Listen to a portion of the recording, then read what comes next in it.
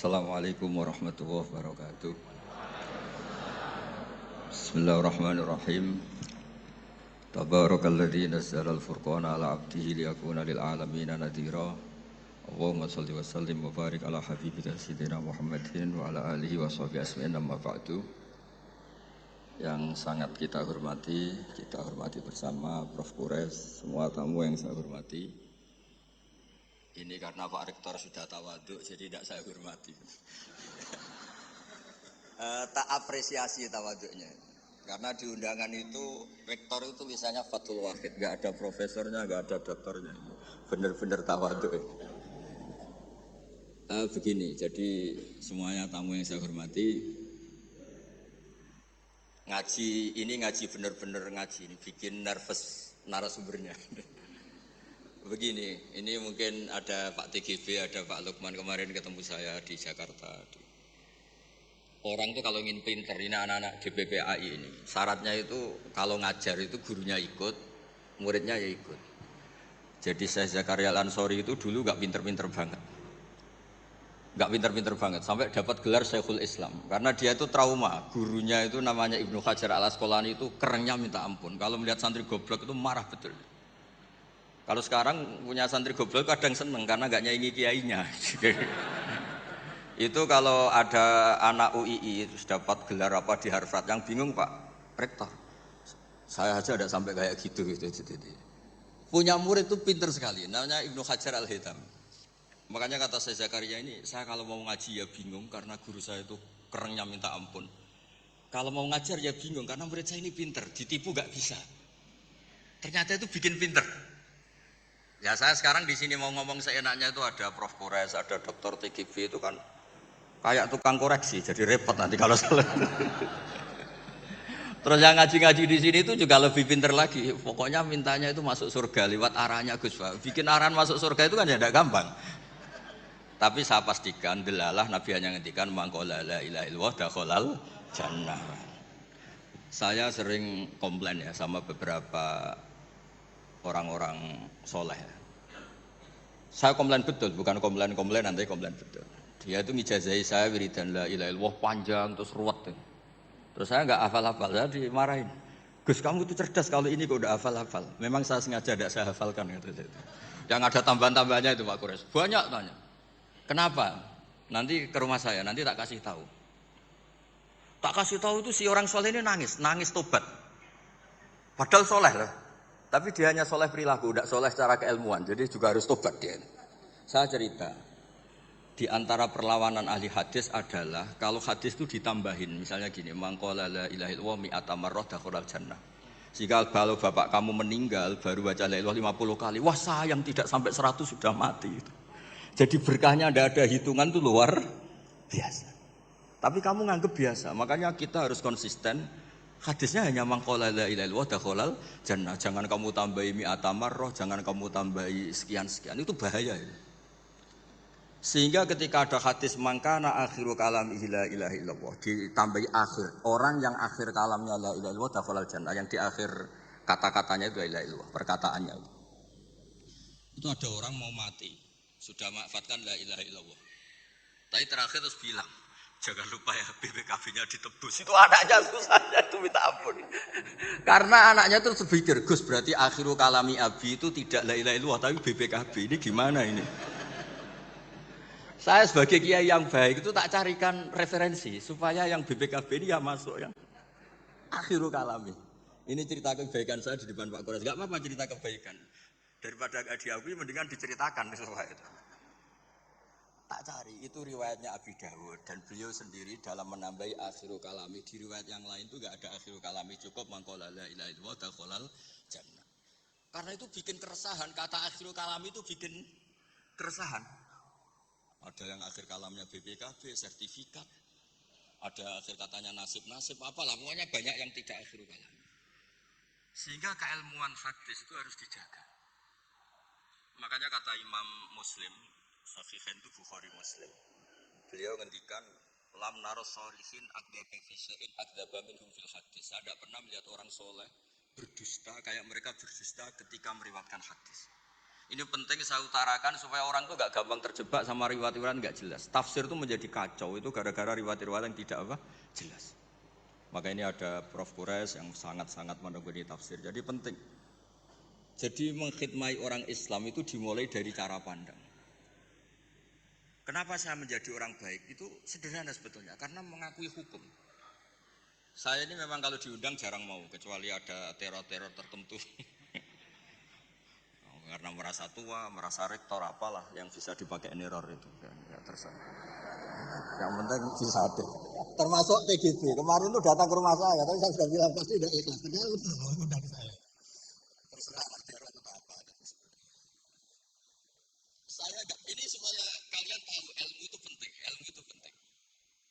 Saya termasuk orang yang berkeyakinan. Saya ini hebat kiai kampung. Saya sering datang ke kiai. Tapi pas nggak acara saya cilik kiai kampung. Saya dengan kamu tuh hebat kamu. Kenapa? Saya ini ngajar tafsir kayak tafsir Munir, tafsir Tobari itu udah fardu ain. Kamu di kampung bikin madin, ngajarin aqaid khamsin itu fardu ain. Ganjarannya orang yang melakukan fardu ain itu lebih keren timbang yang melakukan fardu kifayah. Jadi kamu lebih hebat timbang saya. Dia tawadhu, tapi memang bisa saya gitu enggak, tetap lebih hebat. Ini penting supaya ada penghormatan kita pada kiai-kiai kampung kan yang dilakukan itu selalu fardu ain. Makanya saya tuh pernah suatu saat berpikir kenapa ada hadis orang miskin tuh masuk surga lebih dulu 500 tahun ketimbang orang kaya. Dulu saya janggal. Ternyata kalau orang miskin tuh komunitasnya itu utang beras, jadi urusan nyawa. Jadi sekali menolong temannya itu urusan nyawa karena sesama miskin tuh pinjemnya urusan nyawa, beras. Minta anterin ke rumah sakit pas sekarat. Kalau orang kaya itu nganterin rumah sakit karena mau ke salon, penyakit kulit, kan nggak penting-penting gitu. Sehingga surganya agak lambat karena yang dilakukan selalu tidak penting. Kalau orang miskin yang dilakukan selalu apa? Penting. Tapi masalahnya zaman akhir orang miskin banyak melakukan yang tidak penting itu masalah itu. Itu nggak sesuai rencana Nabi. Inginnya Nabi itu kalau sudah miskin ya selalu apa? Penting. Ternyata banyak orang miskin yang perilakunya tidak penting. Karena saya pernah didatangin ibu-ibu itu miskin itu tanya, Gus doain saya kaya. Suami saya itu nganggur, saya bilang kamu siap kalau suami kamu kaya. Nanti rumahnya gaji bagus, mobilnya bagus. Lama-lama yang dievaluasi Anda, rumah bagus, mobil bagus, kok istrinya begini. Terus dia cerita, udah Gus gak jadi, miskin gak apa-apa. Jadi saya ini kan ya aneh-aneh, orangnya itu aneh-aneh.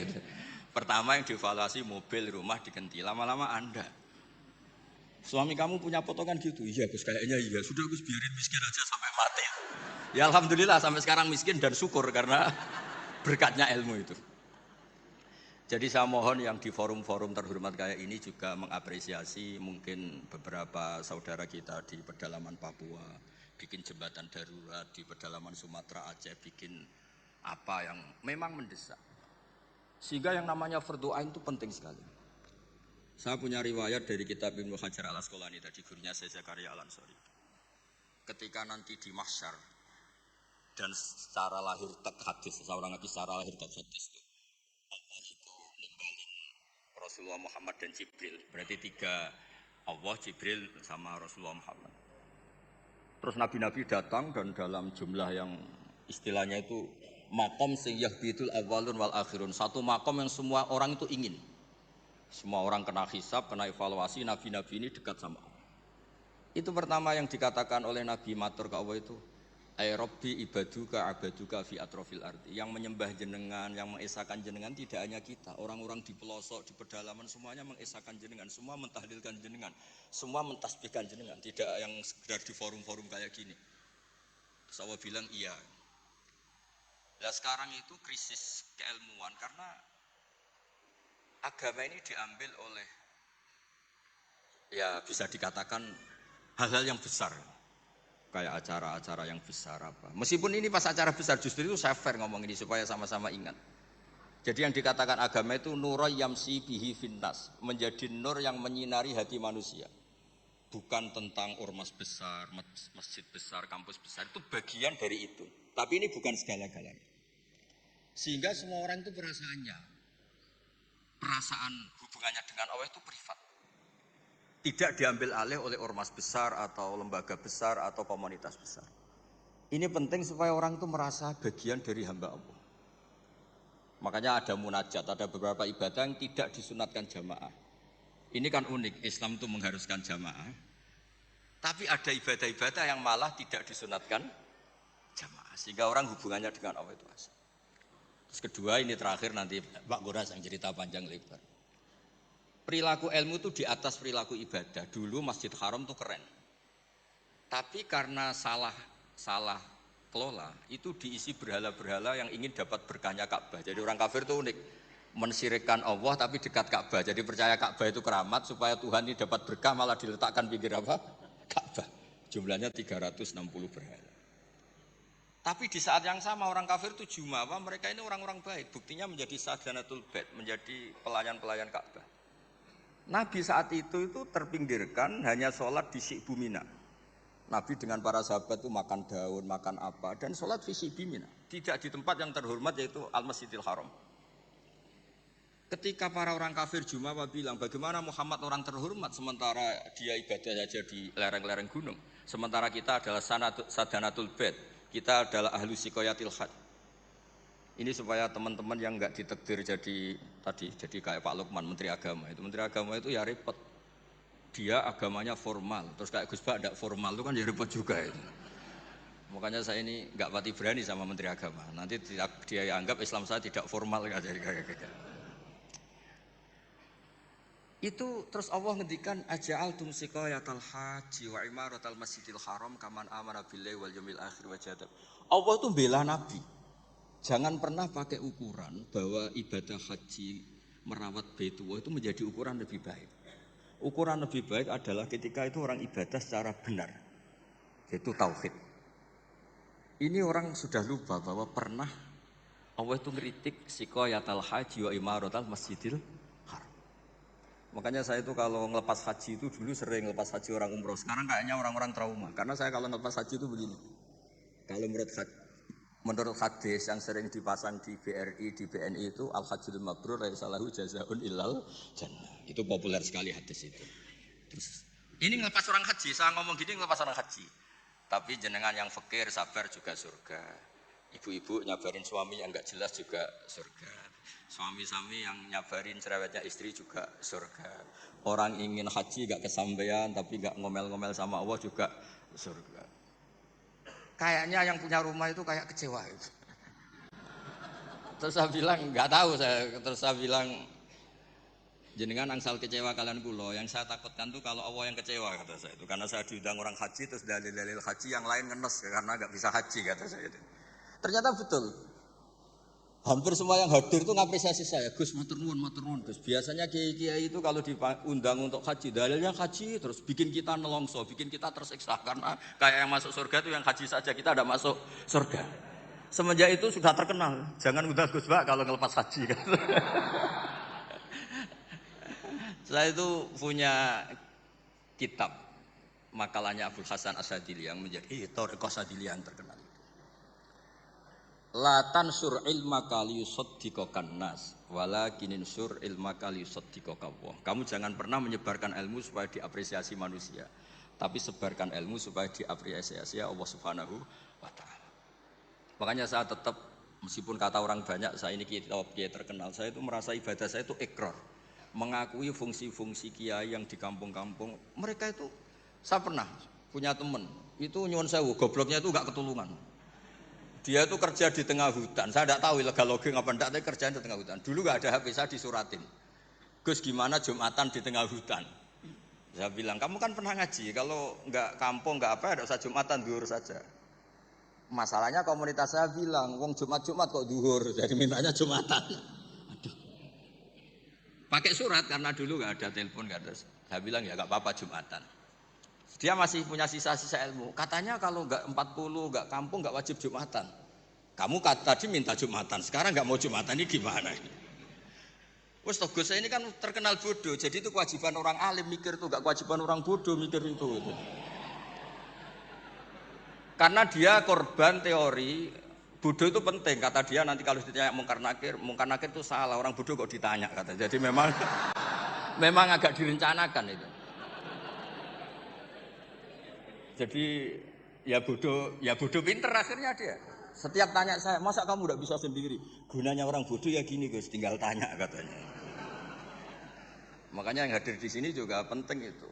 Tinggal minta resep Gus Bak, cara masuk surga, masuk sudah Gus Bak, masuk enggak penting, yang penting resepnya. Nah, akhirnya saya kan nyari-nyari gimana supaya ada Jumatan seperti itu. Nah ini yang terus saya bilang, kamu sama saya itu keren saya. Keren kamu katanya. Kenapa Gus? Kamu nanti diholi karena pendiri masjid. Makanya saya pernah cerita ini sampai kiai itu nangis. Orang itu kalau kiai kampung itu pendiri masjid, kadang diholi. Kalau sudah kiai top-top itu bisa aja disangoni pakai uang kotak masjid kata saya itu. Ini bukan nyindir, bukan, supaya orang tuh ngerti lah. Jadi memang dulu Nabi itu penghormatannya sama orang yang melakukan fardhu ain itu luar biasa. Uwais Al-Qarni itu tetangganya sudah dosowan Nabi. Uwais Al-Qarni itu belum. Karena ibunya itu egoisnya minta ampun, gak mau ditinggal. Kemana-mana minta digendong. Tapi Nabi malah ngendikan khairul qurun Uwais Al-Qarni. Orang terbaik tabi'in itu Uwais Al-Qarni. Umar kalau kamu ketemu minta. Karena dia fanatik mengelola fardhu apa? Ain. Makanya saya mohon sama alumni UII kalau sudah di rumah di mana-mana itu nggak usah merasa kalah keren sama Pak Fathul Wahid karena jadi rektor. Pak Fathul Wahid di sini itu ya rektor, terus ya banyak yang layani meskipun dia sopan katanya pelayan tapi yang layani bawahnya. Nggak pernah nyupir sendiri tetap. Nggak pernah nyupir sendiri ya nggak pernah buka pintu sendiri itu dilayani. Tapi kalau kamu di kampung jadi kiai musola terus miskin itu yakinlah pendiri. Statusnya apa? Pendiri, bukan penerus tapi apa? Pendiri. Pak Fathul Wahid hanya apa? Penerus. Itu lah kacaunya kiai kampung setelah tak kasih tahu gitu memang bener-bener sama saya terus gak sopan. Waduh. Ya tapi saya ikhlas lah atas nama ilmu. Bener-bener gak sopan. Waduh ini ya. Sopannya tuh pendak kalau dia iskal hukum karena sinaune serius saya tanya, Gus ini hukumnya gimana? Akhirnya sopan lagi. Dia agak bisa, ilmunya agak cukup untuk menjawab. Ya tapi apapun itu yang namanya ngaji itu pengakuan ikrar. Jadi penting, makanya kan diantara hebatnya Rasulullah SAW itu kata Imam Ghazali, nggak ada pemimpin justru kena khitab waqfid janahaka liman ittaba'aka minal mu'minin. Muhammad, kamu harus merendahkan diri kamu liman ittaba'aka, sama orang yang ikut kamu, sama santri kamu, sama orang yang percaya sama kamu. Kayak apa Allah mendidik kekasihnya. Jadi yang disuruh sopan malah nabinya. Jadi kalau andekan di era modern Pak Fathul Wahid yang sopan sama mahasiswa itu yang penopang kampus. Kayak apa? Makanya kata Imam Ghazali, andekan mental ta'azzus atau takabur, andekan keangkuhan itu hal yang baik. Lama amarallahu ta'ala habibahu biqauli ta'ala waqfid janahaka limanit taba'aka minal mu'minin. Nah tentang visi ya, visi itu gampangnya tadi. Agama ini kan menentukan halal haram. Zaman apapun, teknologi apapun, mesti pertanyaannya ini kalau baik ya halal, kalau buruk ya haram. Misalnya ada teknologi yang orang bisa ke Mekah 2 detik atau 2 menit. Orang tetap pertanyaannya, saat itu ibu kamu sekarat apa enggak? Anak kamu sakit apa enggak? Punya kewajiban fardhu ain apa enggak? Kalau punya fardhu ain kamu tinggal pasti orang anggap masalah. Ya kan? Apapun kayak kamu, teknologi mutakhir kayak apa? Ya seperti misalnya peristiwa kamu pejabat pas daerah kamu ada musibah banjir, kamu tinggal iktikaf di Ka'bah, tetap orang enggak anggap iktikaf itu. Itu ngawur itu mesti orang itu. Karena meninggalkan fardhu apa? Ain. Saya di sini kata orang banyak kan keren, misalnya sama ahli tafsir Quraisy. Tapi misalnya saat ini istri saya sakit atau anak saya sakit, pasti dianggap ngawur itu, karena meninggalkan fardhu ain. Jadi fardhu ain itu menurut saya segala-galanya. Makanya saya sering ngaji di majelis saya itu saya sering cerita, kata Allah dalam hadis qudsi, "Ma taqarraba ilayya 'abdi bi syai'in ahabba ilayya mimma aftaratuhu alaih." Tidak ada ibadah yang paling saya sukai sebagaimana ibadah orang melakukan fardhu. Jadi fardhu ain ini adalah konstitusi. Berarti orang-orang yang sekarang nyari makan untuk keluarga dan statusnya fardhu ain itu lebih keren ketimbang misalnya orang nyari kekayaan untuk rofahiyah, untuk takmilah, untuk penyempurnaan, untuk sekunder. Nah di sini pentingnya peletaan hadis, orang miskin itu masuk surga lebih dulu 500 tahun ketimbang orang kaya. Tapi saya bilang ke santri-santri saya, tapi jangan kamu berpikir kalau Bilal itu surganya lebih dulu ketimbang Abu Bakar. Karena Abu Bakar ini jauh punya kebaikan di luar kebaikan sabar sama miskin, yaitu fungsinya menjadi pondasi Islam, yaitu Abu Bakar. Kalau ingin menjadi orang miskin yang cepat masuk surga tadi, semua perilaku Anda adalah fardu ain. Wah, semua perilaku Anda adalah fardu. Itu kan ya berat. Ya jadi saya mohon masalah teknologi, masalah apa, yakinlah sama Islam, pasti hukum tertingginya itu kalau maslahat ya baik, kalau madarat ya haram. Sehingga kamu nggak usah. Misalnya ada orang pakar bom, bisa punya bom yang satu kali ledakan bisa menghancurkan dunia. Ya hukumnya itu ifsad, kalau ifsad itu haram. Kalau haram ya ada prestasi, kan gampang, kan nggak perlu ribet-ribet. Ya saya kira demikian sebagai mukaddimah saya, nanti Prof. Kores yang